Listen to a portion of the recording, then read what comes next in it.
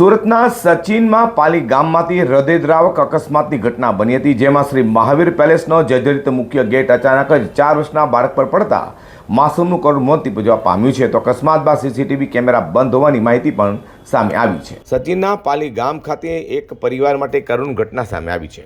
સચિનના પાલી ગામમાં આવેલા શ્રી મહાવીર પેલેસનો મુખ્ય ગેટ જે જર્જરિત હોય તે અચાનક જ એક 4 વર્ષના માસૂમ બાળક પર પડતા તેનું કરુણ મોત નીપજવા પામ્યું હતું. મૃતક બાળકનું નામ સની કુમાર હોવાનું સામે આવ્યું છે. સની આશરે 2 મહિના પહેલાં તેની માતા સાથે સુરત આવ્યો હતો અને મહાવીર પેલેસના રૂમ નંબર 310માં રહેતો હતો. દરમિયાન અચાનક જ બિલ્ડિંગનો મુખ્ય ગેટ બાળક પર પડતા તેને ગંભીર ઇજાઓ પહોંચી હતી અને તેનું મોત થવા પામ્યું છે. સ્થાનિકોના જણાવ્યા મુજબ મહાવીર પેલેસનો મુખ્ય ગેટ લાંબા સમયથી જર્જરિત હાલતમાં હતો. ગેટની મરામત માટે અગાઉ જાણ કરાવ્યા છતાં યોગ્ય કામગીરી ન થઈ હોવાના આક્ષેપ થઈ રહ્યા છે. વધુમાં અકસ્માત બાદ સીસીટીવી કેમેરા પણ બંધ હોવાની માહિતી સામે આવી છે.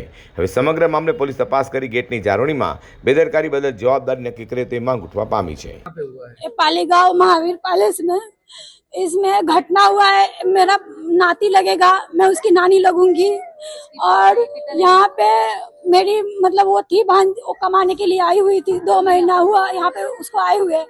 इतना ही दिन में उसका पापा नहीं है, सिर्फ उसकी माँ है, उसका 2 बच्चा है. उसको कमाने खिलाने के लिए यहाँ पर लेके आई थी. ये ऐसा रूम वाला है, पता नहीं कैसा है लपड़वा, वो ऐसा रूम लगा दिया है. इसमें बहुत बढ़ोती रहता है, लेकिन बोल रहा है सबका खुद का रूम है, लेकिन सब झूठ बात बोल रहे हैं, किसी का खुद का नहीं है. इसमें सब भाड़े वाले, लेकिन कोई हम लोग का सपोर्ट नहीं कर रहा है. क्यों नहीं कर रहा उन लोगों को पता नहीं. अभी गेट उठा के उधर रख दिया, बच्चे का पूरा ब्लड निकला हुआ था, वो पूरा खत्म ही हो गया था. फिर ये रूम वाली यहाँ पे बैठी हुई थी, लेकिन हम लोग का कुछ सहायता नहीं किया. हम लोग उतना दूर दूर से आए, अभी हम लोग को पता चला कि हमारा बच्चा को ऐसे ऐसे हो गया.